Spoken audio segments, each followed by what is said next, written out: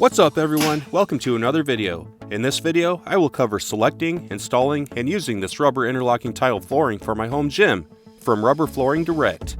I'll tell you right now that it is awesome, and I recommend it. I will also point out that this was in no way sponsored. I selected it on my own and purchased it with my own money. But first, let's start with other home gym flooring options that I tried and investigated, and how I got here. If you've watched any of my other home gym review videos, you have seen the rise of Iron Gym in all of its awesome glory. But what you haven't seen is the rest of the room.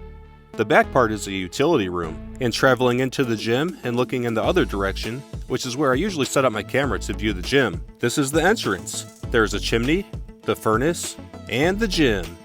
The gym itself is only about 8 feet deep, which isn't a ton of room, and there's an additional 5 feet here, with the rugs laid down. I use this area for all kinds of exercises. So, what I'm going to do is refloor this whole entrance, and all of the existing flooring and the rugs, so the whole room is usable. I'm not going to install gym flooring back in here. There's just a hot water heater and other stuff like that. It is not usable gym space. But flooring all of this will make the home gym feel a lot bigger and usable. I don't really feel like I'm in the gym when I'm just working out on these rugs.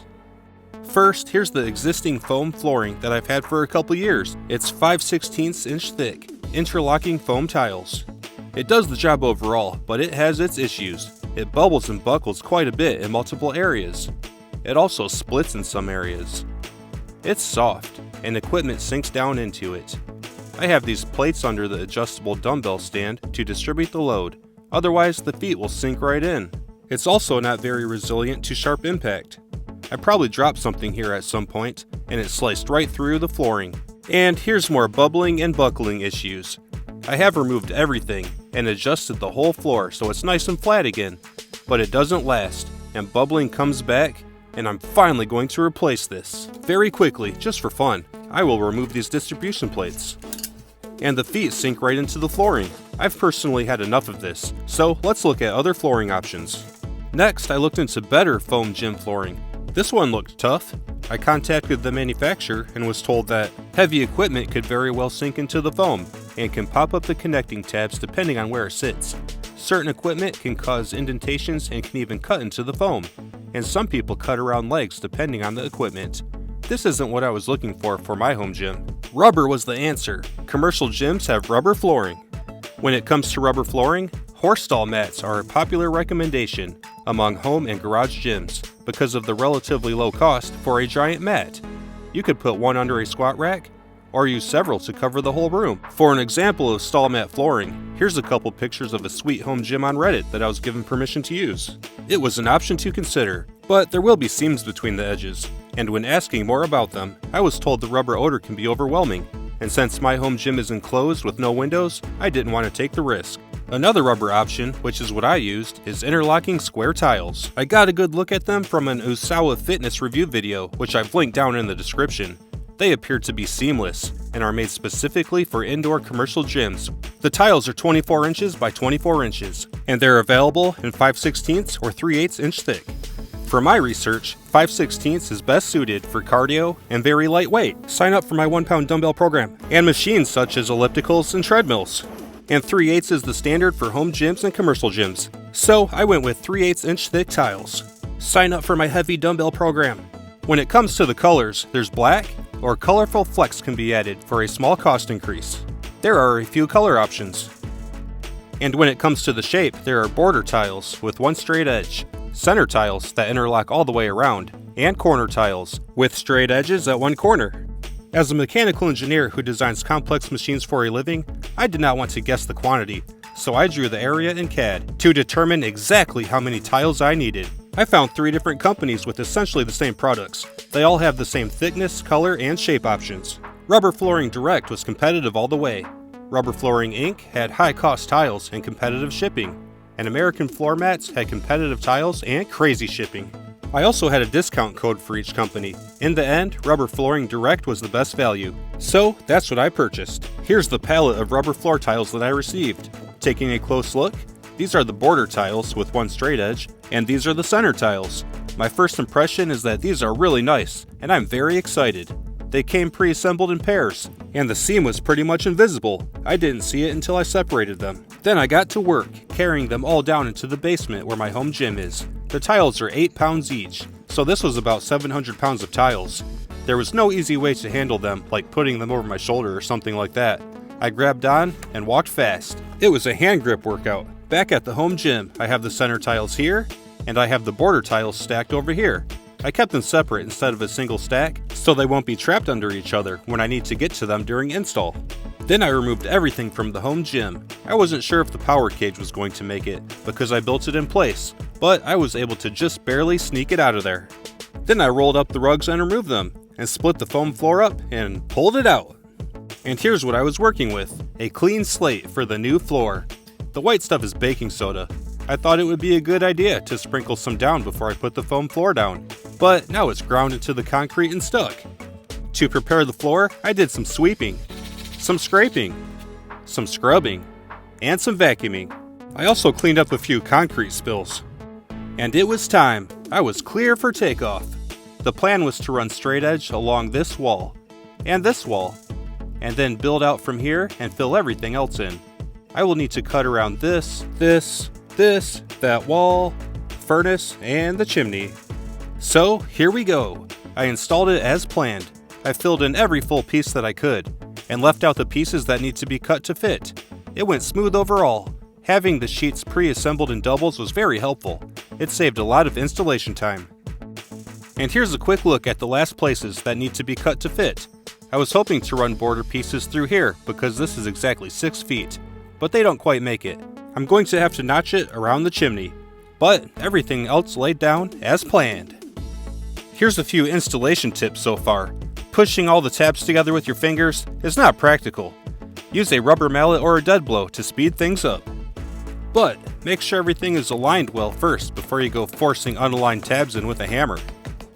I have a couple places where the tips of the tabs are a little bit damaged, and I'm pretty sure it's from a scenario where the tips weren't quite lined up properly, and I tried to install them with a hammer. The next tip is to wear a glove on your hammer hand. I'm sure I swung this hammer hundreds or thousands of times during the install, and even though I stay pretty active and don't have baby hands, I still picked up a blister. My hand just wasn't used to that. And the last tip for now is to use knee pads or a kneeling pad. The rubber is not soft, and the install will be demanding on your knees. Now, let's finish up by cutting all of the custom tiles to fit around the features. This was a bit time consuming, and I had a few complex cuts, but it was straightforward overall. Let's run through it, then I will give you some cutting tips. And here we are, almost done. All of the cuts went well, and I'm very happy with the floor. It looks awesome in here. This video clip doesn't come close to showing how much better it looks and feels with this wall-to-wall flooring. I was 4 tiles short and could not finish this part. The CAD was accurate and it was a perfect plan, but somehow I miscounted and didn't order enough tiles. So I ordered 4 more tiles, but in the meantime, I have workouts to do, so I dragged my equipment back into the home gym. And about a week later, the new tiles arrived. I will point out that if you order a low quantity of tiles, they will come in singles like this, not pre-assembled in doubles. The rubber tiles are not directly behind the tape.